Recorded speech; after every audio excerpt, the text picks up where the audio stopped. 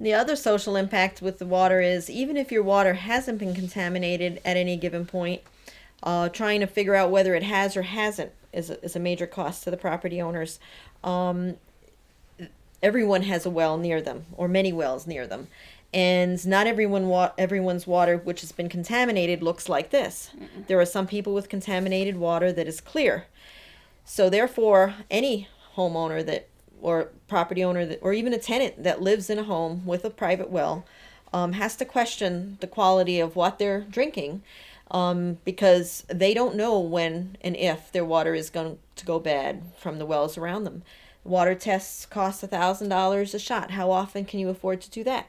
So you're going to drink the water until you have some sort of an indicator, and that may be too late. We need to concentrate on the drilling mud as well. So far, the hydraulic fluid has been a spotlight for people to talk about, but I believe that the drilling mud that they use is probably just as much of a contaminant as the hydraulic fluid. And that can be a contaminant before it fracks, because if you have the migration before it fracks, you still have the drilling mud. I think that's something that those that support us from outside of here, some of the folks in New York and stuff, which really focus on fracking, should focus a little bit more on the entire process, which includes drilling. Exactly. Right.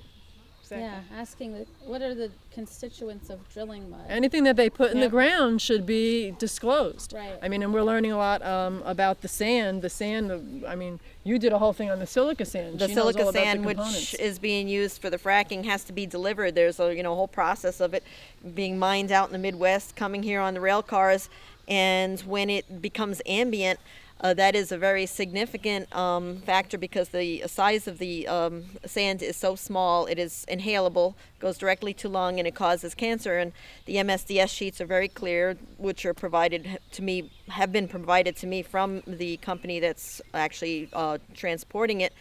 And in other parts of the country, such as Silt, Colorado, the sand itself has caused health effects. And we have a unloading station in the Wyalusing area that is right next to a daycare and a school. And so you can go there tomorrow and you can see little piles of sand all along the railroad tracks. And sometimes there have been really huge piles of sand in the yard of that. And so that definitely gets ambient, blowing around in the winds. And where is it going, and who's inhaling it, and what long-term effects from the sand situation are there going to be? Forgetting about the water. In addition, I mean, if you read the paper, the same thing is happening on the mining side out in the Midwest. Places that are being called upon to mine it at unprecedented rates. I'm drinking this milk and I'm thinking, who else's milk is going into this market that is contaminated? Maybe this might be my milk, but it's diluted somehow. I'm a little scared of drinking these products or eating these products. I don't know if it's safe or not. Socially, it is awful, because everyone is so afraid to be the next victim, because if you're a victim, then you're going to be the next one abused.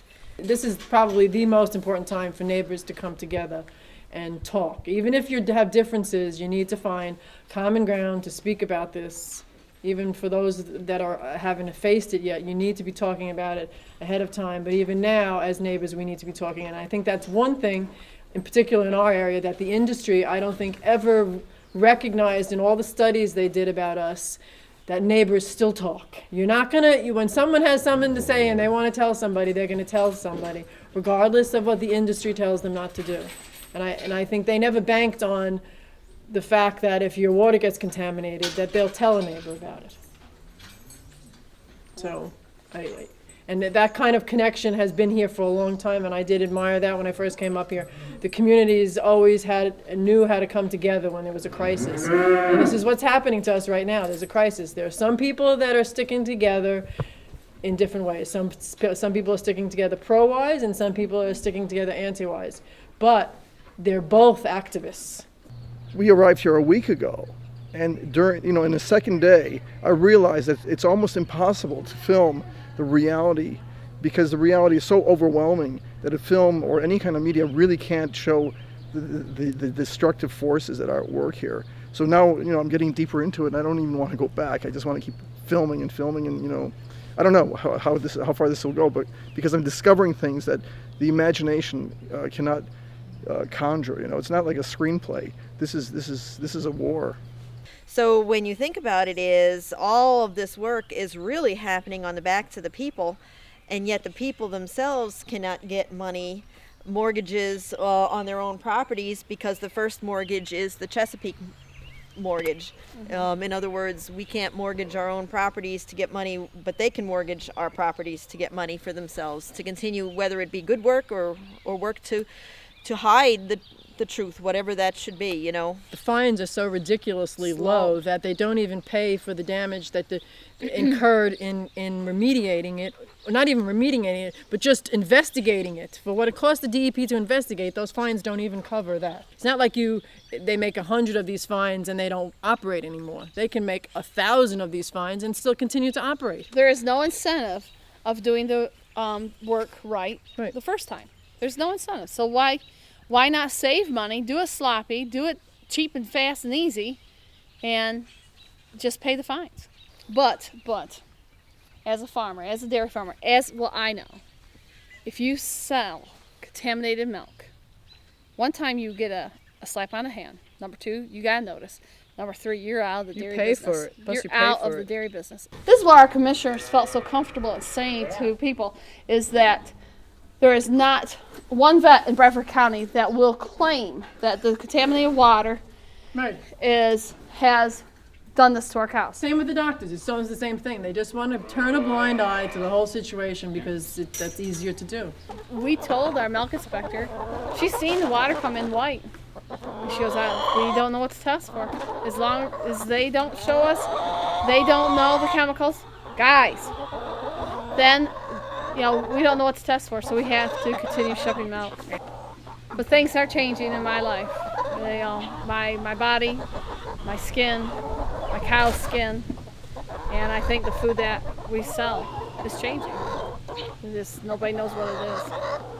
When we initially signed this lease and we had concerns with our water and everything, it was my feeling inside that this agency that we have that was in charge of protecting the environment would step in if something happened. Now we're learning, as we look through all these documents, as we visit all these people, we're learning that the agency is working with the industry instead of for the people.